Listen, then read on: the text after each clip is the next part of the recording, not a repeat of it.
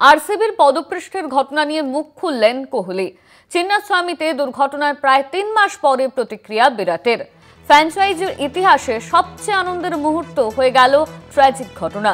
Social মিডিয়ায় প্রতিক্রিয়া post বিরাটের। অবশেষে বেঙ্গালুরুর পদপৃষ্ঠের ঘটনা নিয়ে মুখ খুললেন বিরাট কোহলি।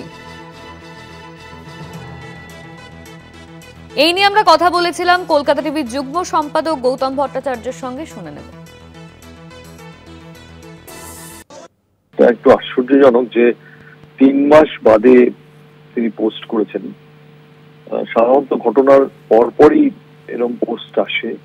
হয়তো ঘটনার আকস্মিকতায় তিনি বা আরসিবির সবাই খুব স্তম্ভিত হয়ে গেছিলেন। ওই যে কেএসসি স্টেডিয়ামটা, যেটা এত ভারতবর্ষের এত গর্বের একটা স্টেডিয়াম, ওই ঘটনার পর থেকে, জুন মাসের ওই অভিশপ্ত ঘটনার পর থেকে সেটা প্র্যাকটিক্যালি এখন একটা পরিত্যক্ত স্টেডিয়ামের চেহারা নিচ্ছে। সেখানে আর তারপর থেকে কোনো খেলা হয় না। রঞ্জি ট্রফি হোক কি অন্য ইম্পর্টেন্ট ম্যাচ হোক, দলীপ ট্রফি হোক, সেগুলো সব হয় শহরের কিছুটা বাইরে জাতীয় ক্রিকেট একাডেমির মাঠে।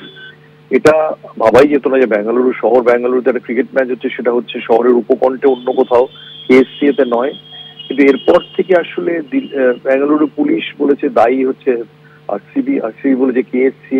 এমন চাপানুতোর চলছিল যে হয়তো এরকম ভাবে তো অনির্দিষ্টকালের জন্য একটা স্টেডিয়াম বন্ধ হয়ে থাকতে পারে না। ইংল্যান্ডেও দুবার এরকম ঘটনা হয়েছে, মানুষ মারা গেছে 1969, 1980-তে আবার সেখানে খেলা চালু হয়েছে। হয়তো এই জটটা খোলার জন্য বিরাট কোহলির আজকের এই স্টেটমেন্টটা খুব ইঙ্গিতবাহী হতে পারে। কোনো একটা জায়গা থেকে তো শুরু করতেই হবে।